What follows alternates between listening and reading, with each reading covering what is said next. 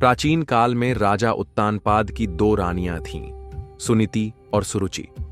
सुनीति का पुत्र ध्रुव था, जबकि सुरुचि का पुत्र उत्तम। राजा सुरुचि को अधिक प्रिय मानते थे, जिससे सुनीति और ध्रुव उपेक्षित महसूस करते थे।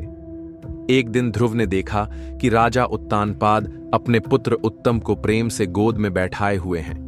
वह भी पिता की गोद में बैठने को आतुर हुआ, लेकिन तभी उसकी सौतेली मां सुरुचि ने उसे रोक दिया और अपमानित करते हुए कहा, यदि तुम्हें राजा की गोद में बैठना है तो मेरी कोख से जन्म लो। छोटा सा बालक ध्रुव अपनी मां सुनीति के पास पहुंचा और रोते हुए पूरी बात बताई। सुनीति ने ध्रुव को धैर्य देते हुए कहा, सच्चा अधिकार केवल भगवान ही दिला सकते हैं। यदि तुम सच में कुछ पाना चाहते हो तो भगवान विष्णु की उपासना करो। मां के वचनों से प्रेरित होकर ध्रुव तपस्या करने जंगल चला गया। रास्ते में देवर्षि नारद मिले, जिन्होंने उसकी परीक्षा लेते हुए कहा कि एक छोटे बालक के लिए इतना कठिन तप करना संभव नहीं। लेकिन ध्रुव का संकल्प अटूट था। उसने कठोर तपस्या शुरू की।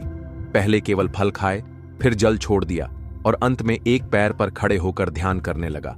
ओम नमो भगवते वासुदेवाय मंत्र से पूरा ब्रह्मांड गूंज उठा। उसकी तपस्या से पूरा ब्रह्मांड हिलने लगा।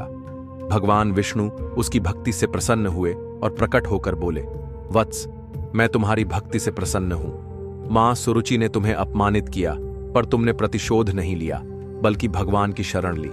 मां सुनीति ने तुम्हें सही मार्ग दिखाया। अब तुम जो चाहो वरदान मांग सकते हो। भावुक ध्रुव बोला, प्रभु, मुझे ऐसा स्थान दीजिए जहां से कोई मुझे हटा न सके। भगवान विष्णु ने आशीर्वाद दिया, हे ध्रुव, तुम आकाश में ध्रुव तारे के रूप में अमर रहोगे। जब तक ब्रह्मांड रहेगा तुम्हारा स्थान अटल रहेगा और सप्तार्षि भी तुम्हारी परिक्रमा करेंगे।